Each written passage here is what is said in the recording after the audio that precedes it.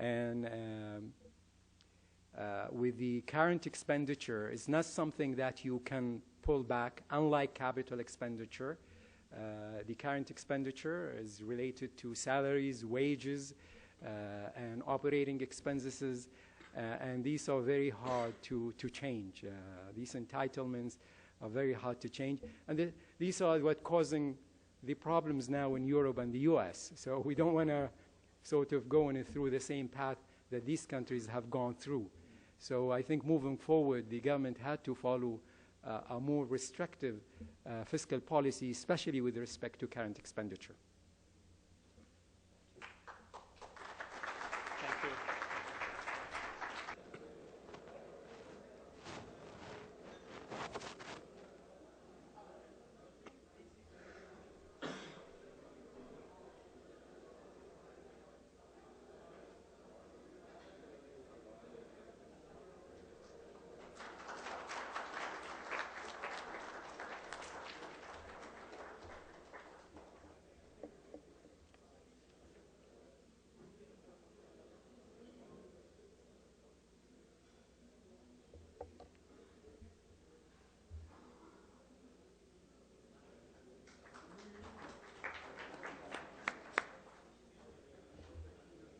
Our panel speakers to please take the stage.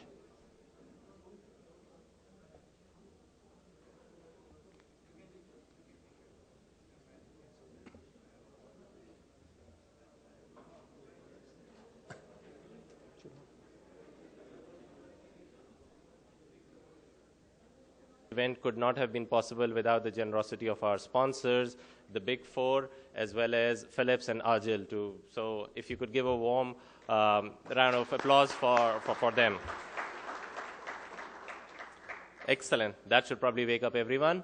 And as you trickle back in after your coffee break, the topic of today's panel is kind of a contradiction. It's very generic as well as it's very specialized.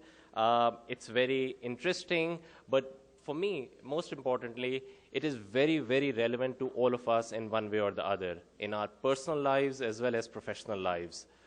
So this panel, the intent of this panel is to be the panel would not be trying to encompass every shade, every aspect of this very vast topic.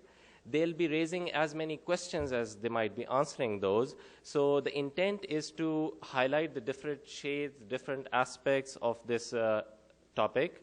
And the format of this panel discussion would be that initially each of these esteemed panelists would give their own introduction as to who they are, where they are from, and what is their specialty and their backgrounds. And then I'll be bouncing off some questions onto them, and they'll be responding to them.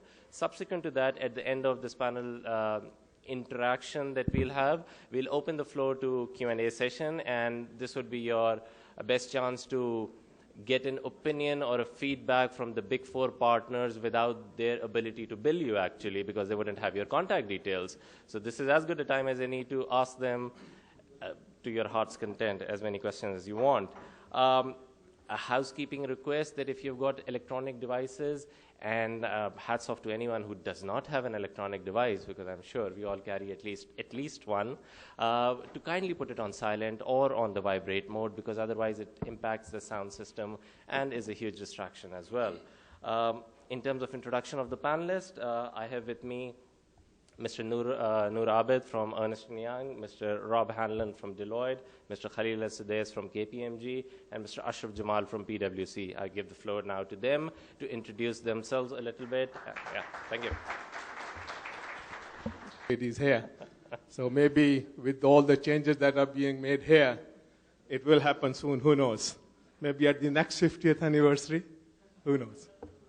I am with Ernst & Young, as Asher mentioned. I have been with them for 32 years. I manage the audit business in the Middle East and North Africa. And when I qualified in the UK, everybody in the UK said accounting is a very boring profession. I think they were completely wrong. Anybody who's lived in the Middle East would disagree with that. I lived through the revolution in Iran. I was there, witnessed it. I was in Kuwait when it got occupied by Iraq, and I'm living in Bahrain. So it's anything but boring. I'm really very pleased to be here. I think the organizers have done wonderful work. It is absolutely fantastic to see SUCPA and ICAP working together and to celebrate this 50th anniversary. So I offer you my congratulations and thank you. Good evening to you all. My name is Robert Henlin, and I'm the Audit Business Leader for Deloitte in the Middle East. It really is an absolute pleasure to be with you here this evening. I haven't been with Deloitte quite as long as my colleague is with Ernst & Young, but over the 24 years I've spent with Deloitte, most of the time I've spent has been not in my native New Zealand, but primarily in the Middle East and to some extent in Africa. People often ask me, what am I doing in this part of the world? And the answer for me is very simple. This is where the action is, and this is where the action will be. When I heard about the topic this evening and was asked to come and represent Deloitte and our partners here in Saudi Arabia, it was an absolute pleasure. Because to talk about the future, to talk about the opportunities it's going to bring to young chartered accountants, Saudi chartered accountants, ICAP members, I think is a wonderful topic. And I'm looking forward to the discussion.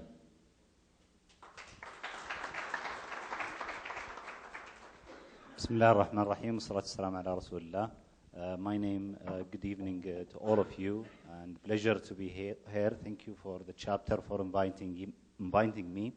My name is Khalil Al-Sadais, and I am head of audit of KPMG in Riyadh, but definitely I have not that extensive experience as my colleagues sitting next to me. I did not have even almost half of their life in the profession, start to conversion to IFRS, and the cooperation between the chapter or the Pakistani chapter and the SUCPA. And for me, it's a pleasure, also an honor that I've been participating with SUCPA as many of my other colleagues in its initiative, and wish the best for all. Thank you. Coopers. I'm a partner with them based in Dubai in the United Arab Emirates. I think Noor beats us all in terms of his vintage in the accountancy profession in the region.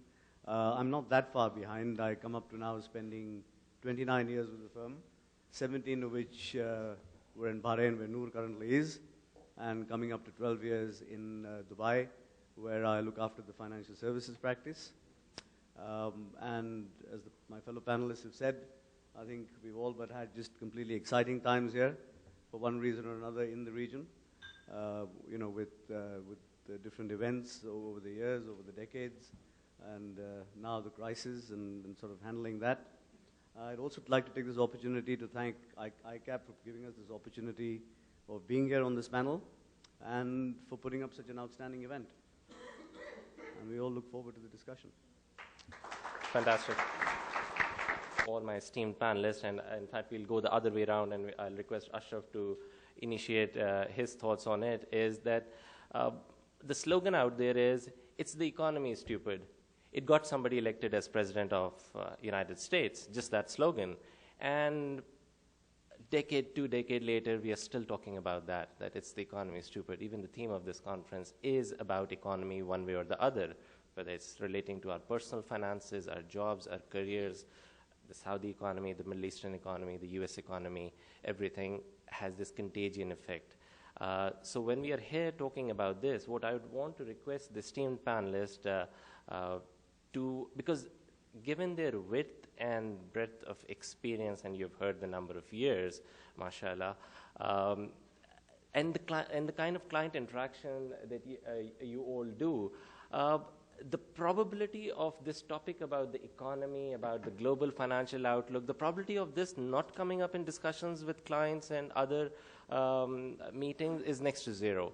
So what are the few thoughts that come to your mind, ideas, thoughts, challenges, opportunities when we talk about global financial outlook? You can pick on anything, because the theme, the topic is so vast that I wouldn't want you to encompass and give an answer to you can just pick any angle, any shade, any dimension of the global financial outlook, and give us some thoughts as to what can you forecast, if you may, starting with Ashraf.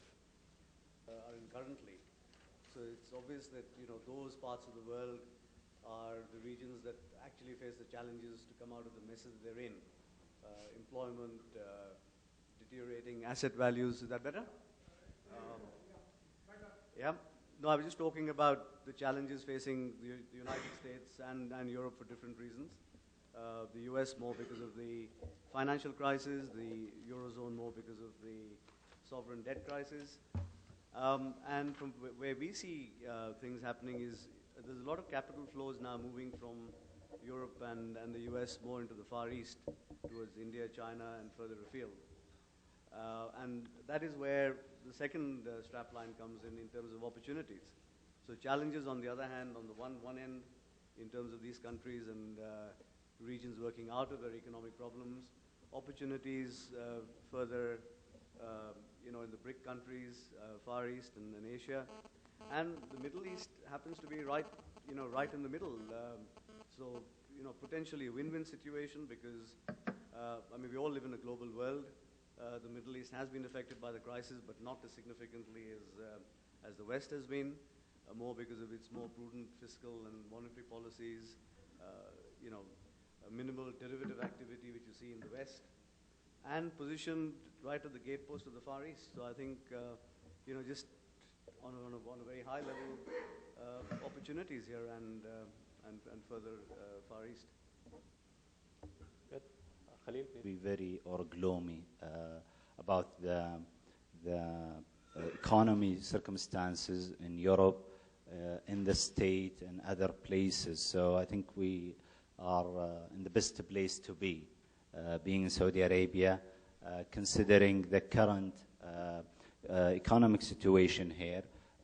The government continue with its policy of spending on the infrastructure, government spending that it's keep boosting the local economy and trying to protect the impact or protect the local economy from the impact of the international circumstances of the economy.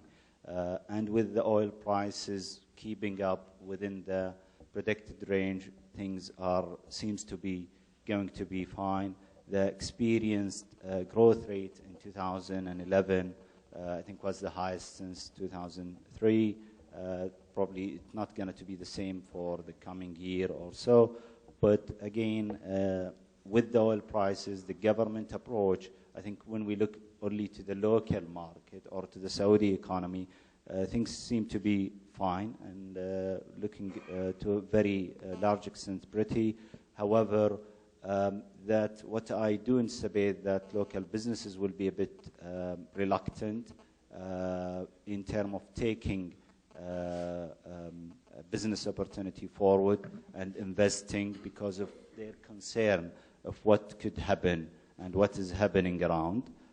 Nevertheless, I think remain that the bank also, after what they have suffered with some of the family businesses and others regarding, and they're also international exposures in the past, they might be still having some caution about investing and lending to the local markets. So these all together would play along with the factors of the oil prices and also the risk of additional oil production capacity that could come from Iraq or Libya when Libya also stabilize further later on in the year possibly. So this is what I think. Okay. The world is going through a tough time, but what keeps on happening is we keep on producing bright young things. Young graduates are coming out there. They're growing up in a world that's so tough, in our generation we just couldn't have even imagined it. They're coming out of those universities and they're fearless.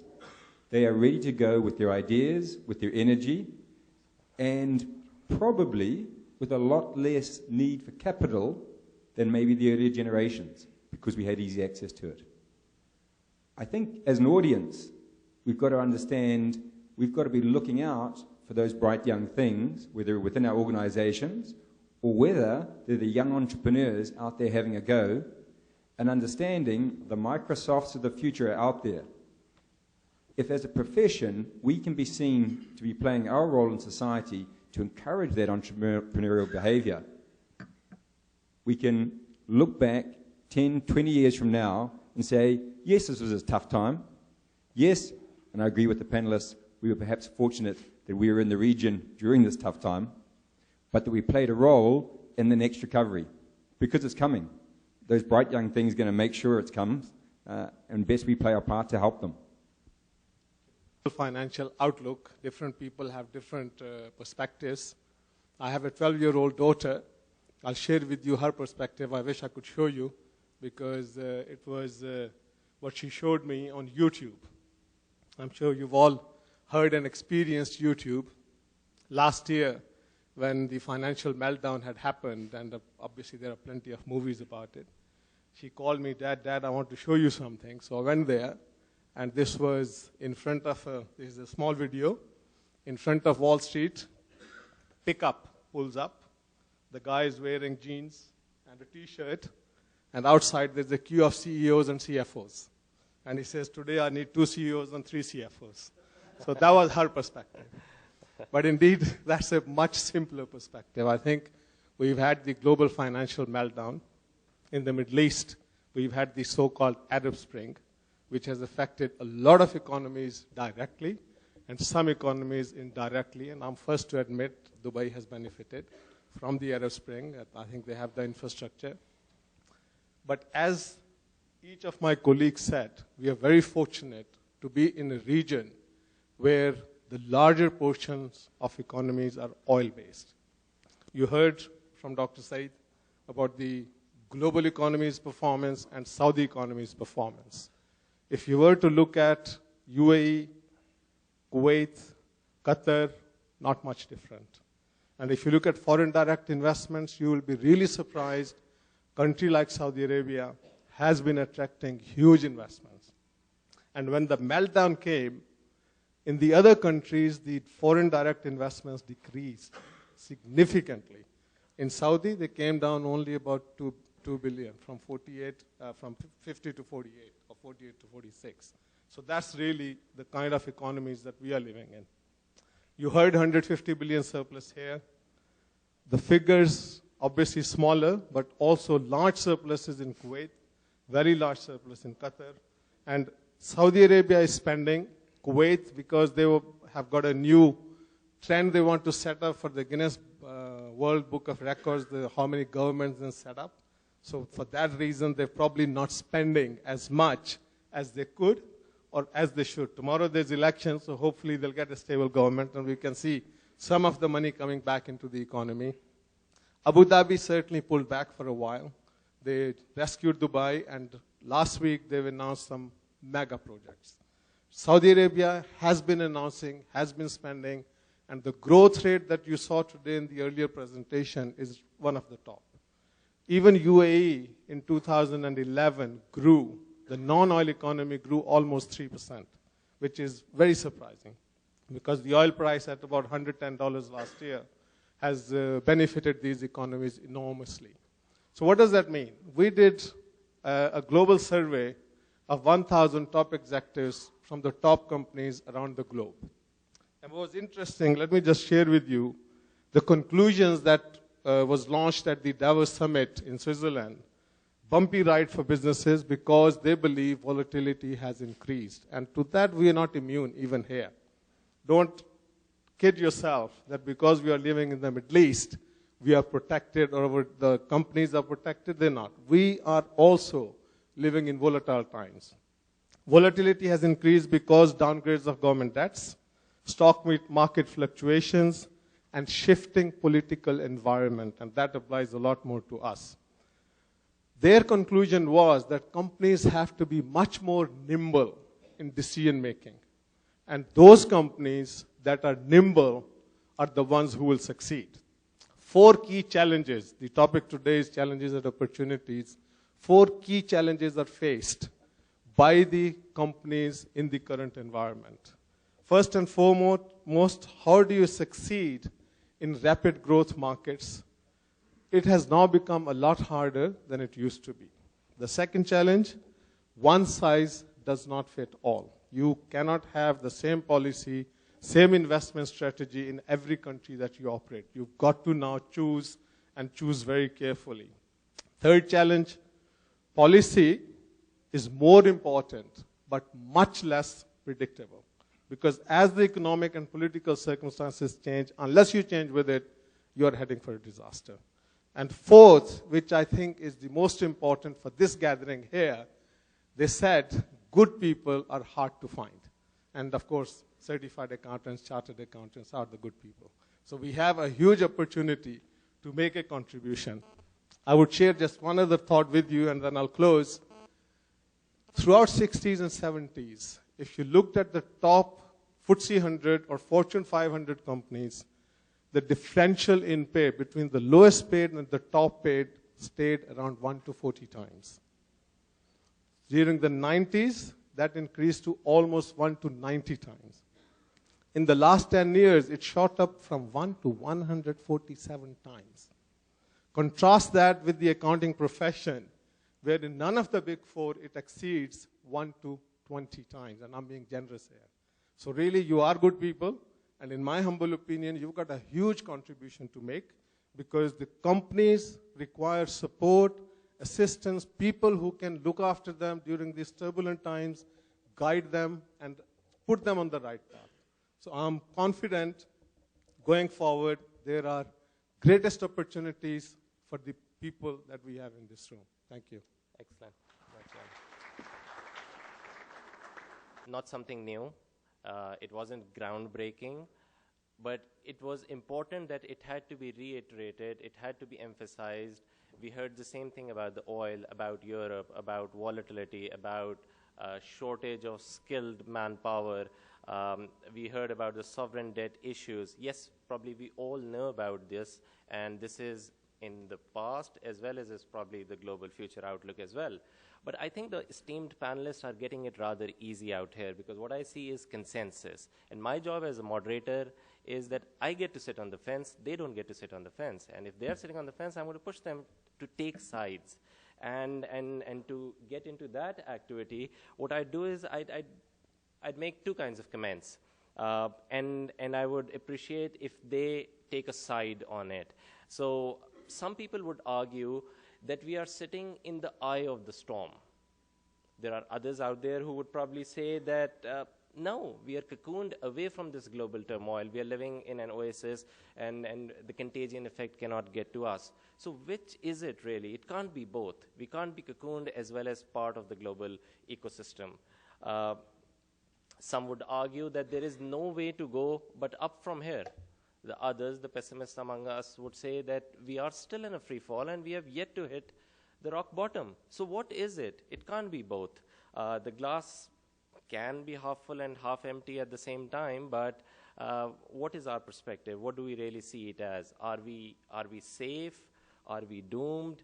And I would request the panelists to concentrate their comments on the Middle East, preferably, although you can speak on the global aspect as well. But I believe the audience, because they are in that region, that's where they do a lot of business, that's where they travel, that's where they live, they would want to know, is Middle East safe for the future? Is it good for business?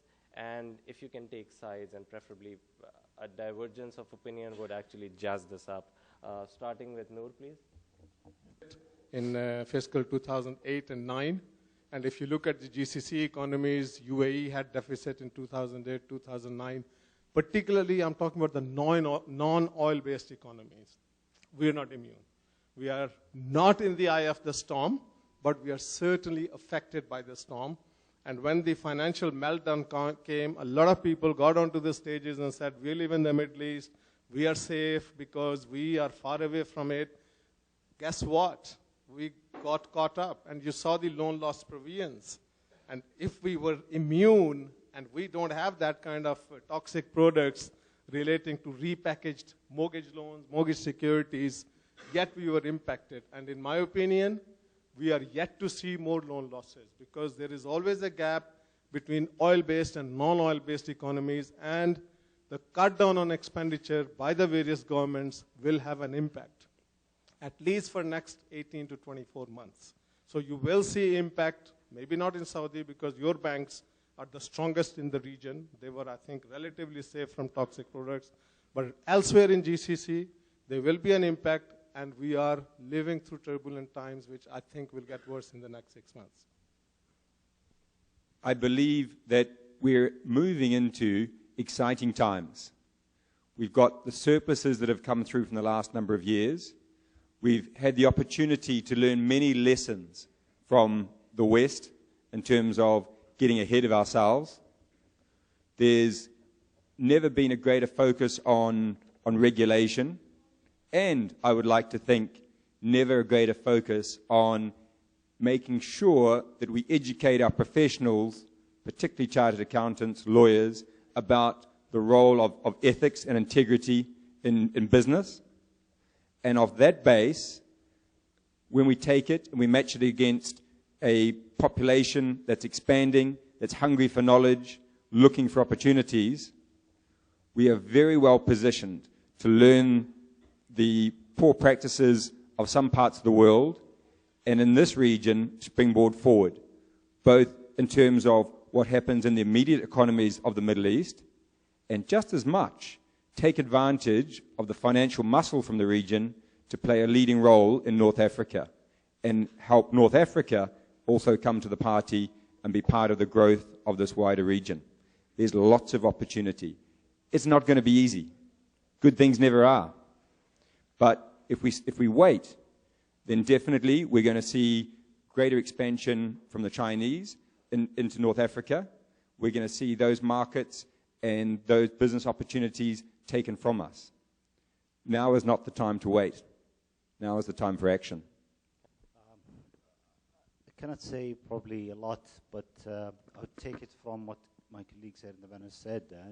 I think we are definitely not away from it, but I do think that it takes a bit of time to hit us.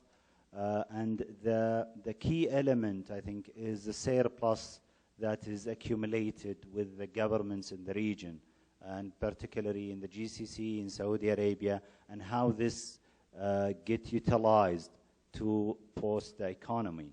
How we going to diversify the Saudi economy, for example, and move or be less reliant on the oil side of it. And that's applied to a couple of other GCC countries. I think this is going to really play a key element of the future of the region, of the country, and also the other initiative around the employment and non-employment in the country. As my colleague mentioned, that there is a lot of young people who are hungry for opportunities. They are graduate. They know they are looking for precise, good opportunities. And definitely the economy and the local market has to create more jobs to provide to them, and then they will become the start of the new phase of this economy. With this, probably everything happening around in the region, in the Middle East, in Syria, in Egypt, in other places. These are big challenges, and the challenges create the opportunities if it's used very well. If we see Saudi Arabia with a huge or a young population, and I think statistics talks about big number of people below 30. Those are the people who are going to create the next phase of this economy. If they get the knowledge, get trained, they get the right skills, and hopefully some of the government initiatives by the Ministry of Labor and the program they are running for Hafiz and other, this will create that post that we really needed in the market to move into another phase. Other economies in the region, if the surplus is used to post them and help them, especially places like Egypt and other places in North Africa, where they have, in Egypt, for example, they have a big population compared to the region, creating also good access to resources and create could fulfill some of the needs here. We are talking always about the need for the talent, and Mr. Noor came with example from the Wall Street, and still, nevertheless, we are still looking for talent. And sometimes I feel it's a sort of a war for talent in this market and in the region. The way you attract, we've been able probably in this region to attract some good talent in the past from other places or in the last 2 years after the economic situation globally, but then this raised the bar for what we are looking for locally. So still, it's going to continue that what was consider as the talented, right people few years back, they are not really talented as of today. We need much better. We need people who are more trained, and it will continue in the same way. So I'll leave it there. Might actually like to sit on the fence on this one, because I think neither have we had the region. I think there's some comments from the back. I think the voice is not going through. Can you check the mic? Or probably swap Khalil's mic if that's possible.